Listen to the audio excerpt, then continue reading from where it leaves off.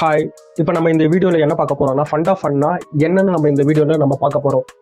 Fund of ஃபன்னா நம்ம என்னன்னு பார்க்கறதுக்கு கரெக்டாக முன்னாடி ஃபண்டுனா என்னன்ட்டு நான் இப்போ உங்களுக்கு ஒரு சின்னதாக பட் எக்ஸ்பிளைன் பண்ணுறேன். இப்போ நம்ம ஃபண்டுன்னு பட் என்ன சொல்கிறோன்னா ஃபண்டு தான் நம்ம வந்து ஃபண்டுன்னு சொல்கிறோம். இப்போ மியூச்சுவல் ஃபண்டோட வேலை என்னன்னா அவங்க வந்து இப்போ கரெக்டாக நம்மள மாரி ரீட்டைல் இன்வெஸ்டர் கிட்ட வந்து பணத்தை வந்து கலெக்ட் பண்ணி அவங்க வந்து சில கரெக்டாக இன்வெஸ்ட்மெண்ட்ல வந்து அவங்க கரெக்டாக இன்வெஸ்ட்மெண்ட் வந்து பண்ணுவாங்க. அதுதான் மியூச்சுவல் ஃபண்டு. இப்போ மியூச்சுவல் ஃபண்டில் வந்து ஸ்டாக்ல மட்டும் அவங்க கரெக்டாக இன்வெஸ்ட்மெண்ட் பண்ணலாம். அது வந்து ஈக்விட்டி மியூச்சுவல் ஃபண்ட் சொல்லுவாங்க. சில மியூச்சுவல் ஃபண்டு வந்து வெறும் டெப்ட்ல ஒண்டி பண்ணுவாங்க.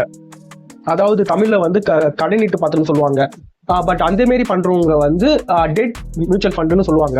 இல்ல எனக்கு வந்து ரெண்டுத்தையும் பேலன்ஸ் வேணும் அப்படின்றவங்க என்ன பண்ணுவாங்கன்னா ஈக்விட்டில கொஞ்சம் டெப்ட்ல கொஞ்சம் அவங்க சேர்ந்து அவங்க வந்து கரெக்டா இன்வெஸ்ட்மெண்ட் பண்ணுவாங்க. அதுதான் ஹைபிரிட் மியூச்சுவல் ஃபண்டுன்னு சொல்லுவாங்க.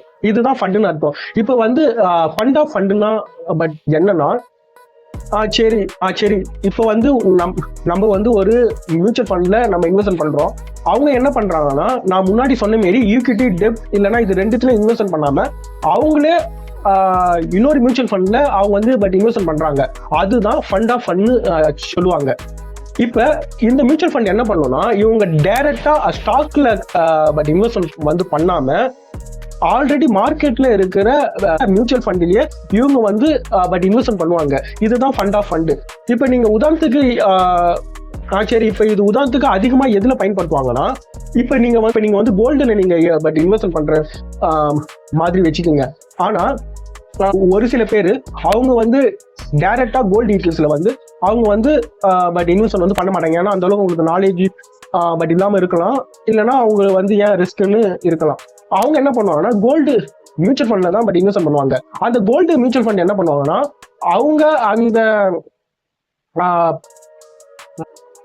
அவங்க அந்த காசெல்லாம் கலெக்ட் பண்ணி அவங்க கோல்டு இடிஎஃப்ல தான் பட் இன்வெஸ்ட் பண்ணுவாங்க.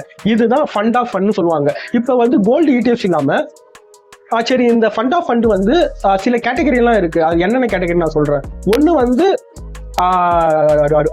வந்து டொமஸ்டிக் ஃபண்ட் ஆஃப் ஃபண்ட் இருக்கு. இப்போ டொமஸ்டிக் ஃபண்ட் ஆஃப் ஃபண்ட்னா இப்ப நம்ம நாட்டுல ஒரு ஃபண்ட் இருக்கு. அந்த ஃபண்டு நம்ம நாட்டுக்குள்ளேயே சில ஃபண்டெல்லாம் இருக்கும். Asset allocation fund, equity fund, டெப்ட் fund, gold ETF, silver ETF, அந்த மாதிரி லோக்கல்ல தான் அவங்க வந்து கரெக்டா இன்வெஸ்ட் பண்ணுவாங்க. அதுதான் டொமஸ்டிக் ஃபண்டா சொல்லுவாங்க. அவங்க பண்றது எல்லாமே நம்மளோட நாட்டுல இருக்கிற கரெக்டா மியூச்சுவல் ஃபண்ட் தான் இருக்கும். அதுதான் ஃபண்ட் ஆஃப் ஃபண்ட். பட் அதுதான் டொமஸ்டிக் ஃபண்ட் சொல்லுவாங்க. பட் அனதர் கேட்டகரி பட் என்னன்னா ஃபாரின் ஃபண்ட் ஆஃப் ஃபண்ட் சொல்லுவாங்க. இப்போ ஃபாரின் ஃபண்ட் ஆஃப்னா உங்களால டைரக்டா பட் அமெரிக்காலயோ இல்லைன்னா சீனாலேயோ இல்லைன்னா ஜப்பான்லயோ உங்களால டைரக்டா இன்வெஸ்ட் பண்ண கரெக்டா முடியலன்னா நீங்க என்ன பண்ணுவீங்கன்னா ஒரு ஃபண்ட்ல நீங்க பட் இன்வெஸ்ட் பண்ணுவாங்க. அவங்க என்ன பண்ணுவாங்கன்னா இந்த மொத்த பணத்தை கலெக்ட் பண்ணி அதுக்கால ஒரு ஃபண்ட் இருக்கும். நாஸ்டாக் ETF, S&P 500 அந்த மாதிரி அங்க ஆல்ரெடி ஒரு மியூச்சுவல் ஃபண்ட் வந்து கலெக்ட் பண்ணி வச்சிருப்பாங்க. அந்த மியூச்சுவல் ஃபண்ட்ல இவங்க டைரக்டா இன்வெஸ்ட் பண்ணிடுவாங்க.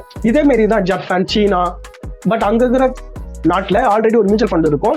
இவங்க இந்தியால இருந்து அங்க பட் கரெக்டா இன்வெஸ்ட் பண்ணுவாங்க. இதுதான் ஃபாரின் டொமஸ்டிக் ஃபண்ட் சொல்லுவாங்க.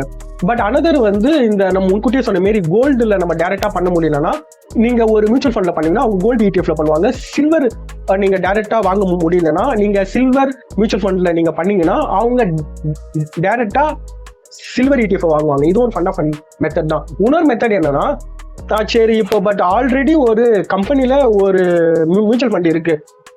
பட் இப்போ உதாரணத்துக்கு நீங்க ஐசிஐசிஐ மியூச்சுவல் ஃபண்ட் நீங்க பட் எடுத்திருக்கீங்கன்னா அந்த ஐசிஐசிஐ மியூச்சுவல் ஃபண்ட் அந்த ஸ்கீம்ல உங்களால எல்லா மியூச்சுவல் ஃபண்ட்லயும் கரெக்டா பட் இன்வெஸ்ட்மெண்ட் பண்ண முடியலன்னா அந்த ஐசிஐசிஐ கம்பெனியை ஒரு ஃபண்ட் ஆஃப் ஃபண்ட் வந்து கிரியேட் பண்ணி வச்சிருப்பாங்க.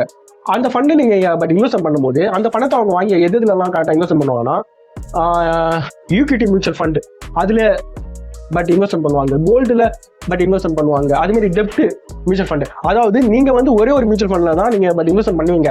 அந்த ஒரு மியூச்சுவல் ஃபண்டு இந்த 3-4 மியூச்சுவல் ஃபண்ட்ல கரெக்டா பட் இன்வெஸ்ட்மெண்ட் பண்ணணும். பட் இன்வெஸ்ட்மெண்ட் பண்ணும். இது பட் இன்னொரு கேட்டகரி. இப்போ இந்த ஃபண்ட் மெத்தட் வந்து மோஸ்ட்லி அதிகமா எதுக்கு பயன்படுத்துவாங்க? இப்ப இடிஎஃப்ல ஏன் பயன்படுத்துறாங்கன்னா, இப்ப வந்து ஒரு சில பேருக்கு டிமேட் அக்கௌண்ட் அவங்களுக்கு வந்து பட் இருக்காது. அதுக்கப்புறம் அவங்களுக்கு எப்படி ஒரு இடிஎஃப் வாங்கணும் அது கூட அவங்களுக்கு வந்து தெரியாம இருக்கலாம். அப்ப என்ன பண்ணுவாங்கன்னா, ஒரு ஃபண்ட் மியூச்சுவல் ஃபண்ட் அவங்க பட் இன்வெஸ்ட் பண்ணும்போது அவங்க என்ன பண்ணுவாங்கன்னா, இந்த செக்டார் இடிஎஃப்னு இருக்கு. இப்ப ஐடி செக்டார் இடிஎஃப், அதுக்கப்புறம் எல்லாம் இருக்கு. இப்போ IT sector, but FMCG sector, banking sector, chemical sector, இந்த மாதிரி பட் எக்கச்சக்கமான செக்டார்ஸ் எல்லாம் இருக்கு. அந்த செக்டார்ஸ்லாம் இவங்க வந்து கரெக்டாக இன்வெஸ்ட் பண்ணுவாங்க. இப்போ டேரக்டா இடிஎஃப்ல அவங்களால பட் இன்வெஸ்ட் பண்ண முடியலன்னா இந்த மாதிரி ஃபண்ட் ஆஃப் ஃபண்ட் மூலியமாகவும் நம்ம இடிஎஃப்ல கரெக்டா பட் இன்வெஸ்ட்மெண்ட் வந்து பண்ணலாம். இப்போ சரி, நீங்க வந்து பட் எந்த ஒரு பட் இன்வெஸ்ட்மெண்ட் பண்ணாலும் அதுல ஒரு பாசிட்டிவும் இருக்கும், ஒரு கரெக்டா நெகட்டிவும் இருக்கும். இப்ப இந்த ஃபண்ட் ஆஃப் ஃபண்ட்ல வந்து பாசிட்டிவ்னு பாத்தீங்கன்னா உங்களுக்கு ரிஸ்க் வந்து ரொம்ப ரொம்ப கம்மியா இருக்கும். ஏன்னா இதுல ஃபர்ஸ்ட் ரீசன் வந்து இதுல வந்து மியூச்சுவல் ஃபண்ட் இடிஎஃப்ல தான் இவங்க வந்து கரெக்டா பட் இன்வெஸ்ட் பண்ண போறாங்க. ஏற்கனவே மியூச்சுவல் ஃபண்ட் இடிஎஃப் எல்லாம் ரிஸ்க் ஓரளவுக்கு ரொம்ப கம்மி. இதுவே நீங்க ஒரு ஃபண்ட் ஆஃப் ஃபண்ட் மூலியமா ஒரு 3-4 மியூச்சுவல் ஃபண்ட் 3-4 இடிஎஃப்ல நீங்க கரெக்டா இன்வெஸ்ட் பண்ணும்போது உங்களுக்கு ரிஸ்க் ரொம்ப ரொம்ப கம்மி. நீங்க லாங் டைம்ல பார்த்தா ரிஸ்க் வந்து 0 கூட சொல்லலாம் இதுல. ஆனா இதுல கரெக்டா நெகட்டிவ்னு பார்த்தா என்னன்னா, இப்ப வந்து இதுல வந்து பட் எக்ஸ்பென்ஸ் ரேஷியோ வந்து அதிகமா இருக்கு.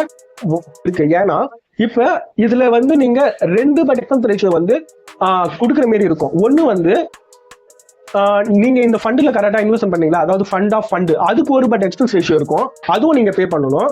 அதுக்கு இல்லாம இந்த ஃபண்ட் ஆஃப் ஃபண்ட் வந்து அதர் மியூச்சுவல் ஃபண்ட்ல இவங்க வந்து பட் கரெக்டா இன்வெஸ்ட் பண்றாங்கல்ல, அதர் மியூச்சுவல் ஃபண்ட் இல்லைன்னா அதர் இடிஎஃப், அதுல இருக்கிற பட் எக்ஸ்பென்ஸ் ரேஷியோவும் அதுவும் இதுல சேரும்.